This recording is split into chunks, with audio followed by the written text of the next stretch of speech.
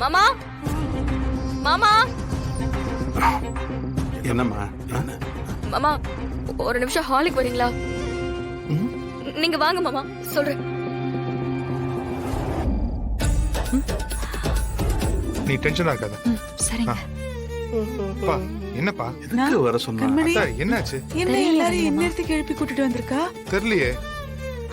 இதோ வரா. வீரா, என்னாச்சு? ஏன் இந்நேரத்துக்கு எல்லாரையும் ஹால்ல கூப்பிட்டு நிக்க வச்சிருக்க? வீரா, எதுக்கு வர சொன்னு சொல்லவே இல்லையே. வள்ளிமா நம்மள கிளம்பலாம் வள்ளிமா. எல்லாரும் கொஞ்சம் உங்களோட பேக் எல்லாம் பேக் பண்ணுங்க. வர கிளம்பலாம் மாறா.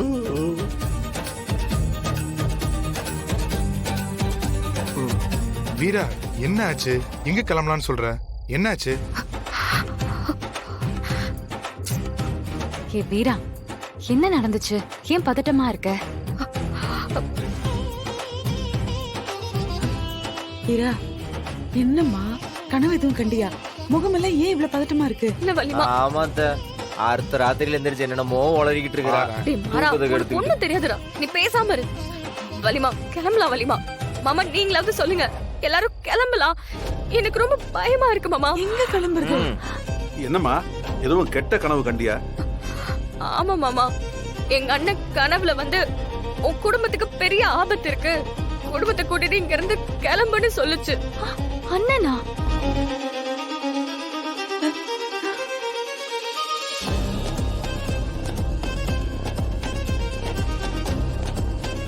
எங்க அண்ணன் சொன்னது கண்டிப்பா கரெக்டா இருக்கும்.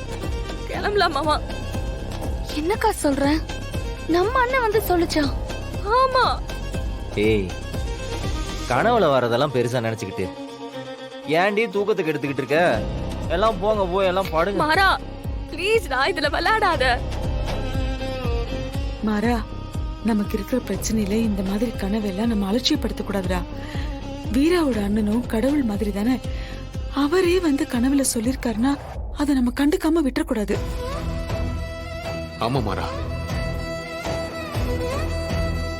இந்த வீணா போன விஜி எப்ப என்ன பண்ணுவான்னு பயந்துட்டு வாழ்ந்துட்டு இருக்கோம். அப்படி இருக்கும்போது அண்ணன் வந்து கனவுல சொல்லுதுன்னா கண்டிப்பா நடக்கிறதுக்கு நிறைய சான்ஸ் இருக்கு. ஆமாண்டா மாறா.